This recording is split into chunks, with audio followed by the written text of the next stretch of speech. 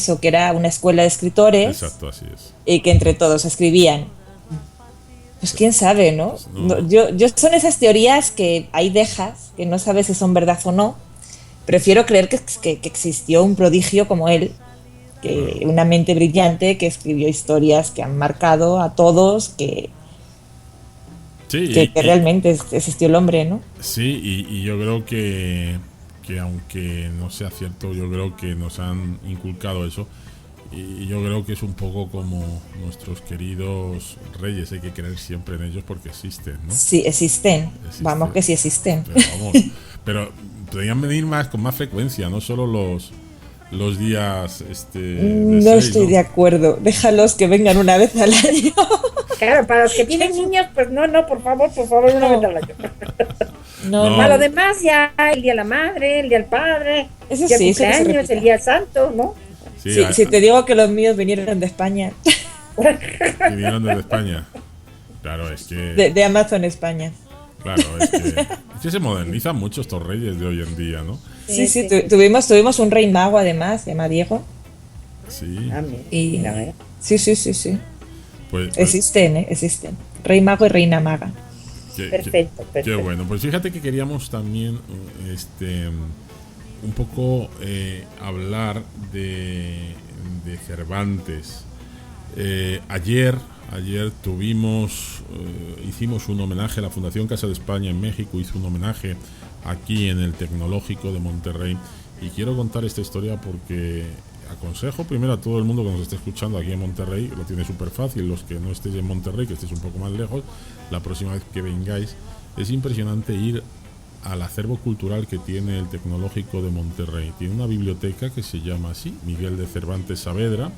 Se instauró, se creó en el año 1954 en el edificio de la Rectoría, en la tercera planta, el edificio de la Rectoría, y esa biblioteca que lleva ese nombre es una de las bibliotecas cervantinas más importantes. Tiene otra serie de obras, de hecho tiene incunables, tiene libros de primeras ediciones que llegaron aquí a México, pero una cosa importantísima que tiene es que tiene más de 1000 Quijotes, más de 1000 volúmenes de Quijotes, muchos de ellos inéditos, traducidos a muchos idiomas, antiquísimos, y es espectacular. Entonces, en este caso, con el doctor Daniel Sanabria, que es el cuidador, por decirlo de alguna manera, y el protector de esa colección, decidimos hacer el día de ayer, día 22, del cuarto centenario luctuoso de Miguel de Cervantes, pues hacer eso, hacer un homenaje. Y bueno, pues así lo hicimos y bueno, pues nos acompañó el cónsul general de España en nombre del embajador de España, nos acompañó también el cónsul general de los Estados Unidos, algún que otro cónsul honorario, directores de cultura del Estado, de los municipios, en fin, y también un colectivo importante de la colonia española. Lo que se hizo fue un acto muy muy pequeño, muy cortito, pero muy simbólico, que fue primero estar en ese sitio que es como la cuna del saber, porque está rodeado de libros, es impresionante. Mañana publicaré unas fotos y un vídeo subiré de lo que hicimos. Y bueno, pues lo más importante de todo es que varios doctores, especialistas, son hispanistas y muy conocedores de la obra de Cervantes nos dieron una charla magistral de la vida y curiosidades de don Miguel de Cervantes y del propio Quijote de la obra. Y por último, o entre medias, mejor dicho, aparte que hablamos todos un poco, yo también hablé como presidente de la Casa de España, incluso pues nuestro cónsul general, pero hubo en el Inter cuatro alumnos del Tecnológico leyeron unos fragmentos elegidos por ellos del Quijote, fueron 10-15 minutos, pero fueron muy muy divertidos. Además los fragmentos que agarraron fueron de estos que suele al final terminas con una sonrisa y una risa, ¿no?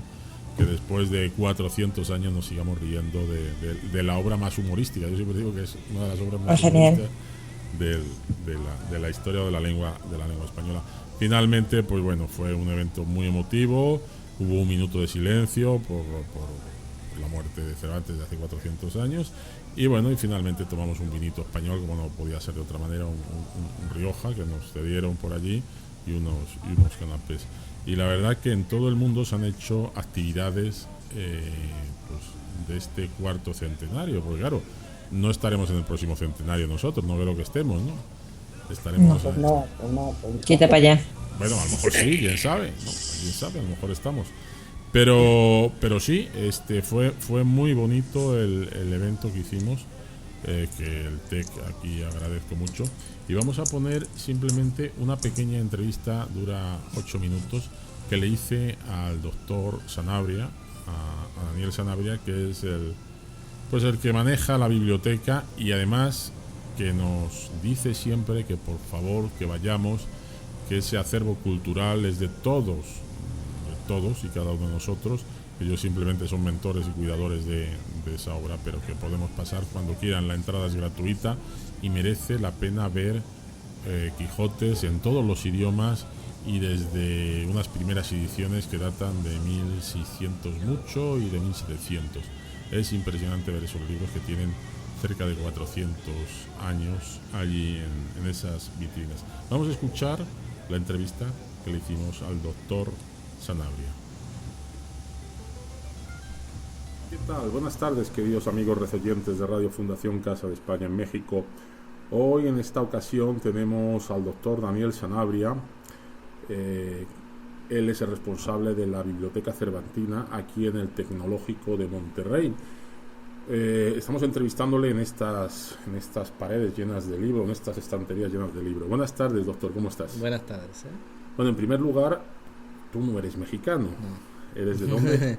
Yo soy de Uruguay, yo soy nacido en Montevideo, Uruguay, en 1971, pero yo resido aquí en México desde finales del año 2001 y más concretamente en Monterrey desde inicios del 2002. ¿Ya estás naturalizado mexicano? Todavía no. No, yo soy residente legal. Residente permanente, pero no tan. Si es verdad que ya has hecho tu familia aquí en esta ciudad de las montañas, con tus hijos ya aquí, ya nacidos regiomontanos, ¿no? Sí, mi señora es Nicolaita y los 4 niños nacidos aquí en Monterrey son regios. Qué bueno, pues qué gusto me da, Daniel. Pues yo lo que quería preguntarte, porque tú me has invitado hoy, hemos estado haciendo el programa tuyo de radio. Había oído hablar mucho de la Biblioteca Cervantina que hay aquí en el Tecnológico de Monterrey, pero me he quedado sorprendido cuando me has estado esta mañana enseñando todas las obras que hay aquí, que es impresionante, y al cual luego recomendaremos cómo venir y que todo el mundo pueda venir a verla porque es sensacional. Estamos en el edificio de la Rectoría, ¿verdad? Sí, en la tercera planta. Sí, esto originalmente era el edificio biblioteca. Cuando se inauguró el 1 de marzo de 1954, que vino el presidente de la República en su momento, Ruiz Cortines, pues se inauguró aquí y pues era el edificio biblioteca, así tal cual lo había pensado don Eugenio Garza Sada, nuestro fundador. Pues había tenido su experiencia él en las universidades americanas. La biblioteca era el centro del campus y de la vida universitaria, entonces este edificio en particular estaba pensado un poco así como el centro de la vida aquí en el campus, y pues con el devenir de los años esto pasó a ser el edificio rectoría. De hecho, pues las autoridades en cuarto piso, en fin, etcétera, y debajo, en el tercer piso, esta área de colecciones especiales. Originalmente fue concebida, vuelvo a insistir, como un edificio de biblioteca, y cuando se construye un edificio especial para biblioteca ya más hacia el centro del campus en el año 1968, pues se trasladan todos los servicios allá, pero la que queda es esta biblioteca, que al fin y al cabo originalmente fue una biblioteca dentro de otra biblioteca, ¿no? Es decir, la biblioteca Miguel Cervantes Saavedra estaba dentro de la biblioteca, del edificio de biblioteca, pero era una biblioteca aparte, con colecciones especiales, libros antiguos, raros, que desde el año 43 fue conjuntando el Tecnológico Monterrey. El detonante fue la donación de esta colección de Quijotes que hizo el licenciado Carlos Prieto, pues uno de los propietarios de la fundidora en su momento, y pues él era de origen asturiano. Cuando trajo todo esto aquí, pues ya traía su colección personal, que la fue acrecentando con el paso del tiempo, y decide en un momento determinado donarla a Tecnológico Monterrey, y entonces se crea esta área especial pues en atención a este generosísimo regalo que dejó incluso Monterrey, porque fue una de las razones que él explicó, ¿no? Así, en su discurso de alguna manera de inauguración de esta biblioteca el 5 de noviembre de 1954 lo dejó bien explicitado. Esto es un regalo a la ciudad de Monterrey en agradecimiento por todo lo que me ha ofrecido, me ha dado. Entonces, pues por eso se llama Biblioteca Miguel de Cervantes Saavedra, porque se dejó al donador que él pusiera el nombre, y el nombre corresponde justamente a esta colección de Quijotes y de obras de Cervantes, unos 1000 volúmenes, una colección riquísima, fabulosa, de las más importantes de México. Si no es la más importante, es la segunda, si le queremos hablar así, y a nivel mundial de las top 10, por decirlo de alguna manera, por la rareza, por la antigüedad, en fin, de esos. Sí, de hecho, yo he estado viendo ahí libros que datan de 1500 y algo, ¿verdad? Bueno, o 1600. El más, así en general sí, por supuesto, en la biblioteca sí tenemos incluso desde el siglo XV tenemos obras, pero el Quijote más antiguo es la edición de 1607 de Bruselas, que esa es reconocida porque es la primera que se hace fuera de las fronteras de España propiamente, ¿no? Entonces la primera edición extranjera, por decirlo así, del Quijote, que de hecho fue publicada en Bruselas pero en español. Y después tenemos otra edición de 1610 publicada también en Milán, y también en español. Entonces son las ediciones más antiguas que tenemos del Quijote, y de ahí en más, ¿no? Es decir, sí, ya he visto que hay de todo.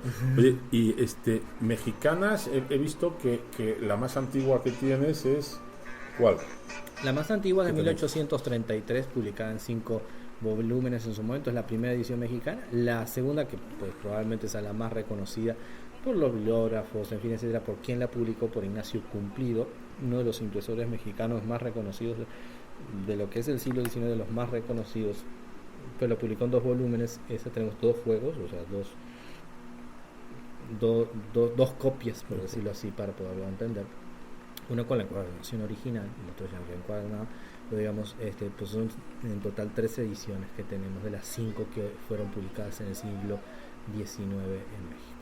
Después de esta donación tan generosa que hizo en el año 54 el señor Prieto, ¿ha habido más aportaciones por parte de distintos donadores? Sí, han ido llegando. De hecho, llegó la única, el único ejemplar en japonés que se conoce del Quijote. El año pasado en el Festival Cervantino se nos pidió, perdón, en el anteaño, cuando Nuevo León fue invitado al Festival Cervantino, se nos pidió el ejemplar para montar la exhibición, porque pues no se había conseguido, ni la embajada de Japón había conseguido un ejemplar de estos, era Nuevo León y Japón los invitados. Y entonces nos pidieron este ejemplar en japonés del Quijote que tenemos, es del año 64 la impresión de ese ejemplar. Después tenemos las últimas donaciones que llegaron, digamos así, en lenguas extrañas, si alguien le quiere llamar de alguna manera.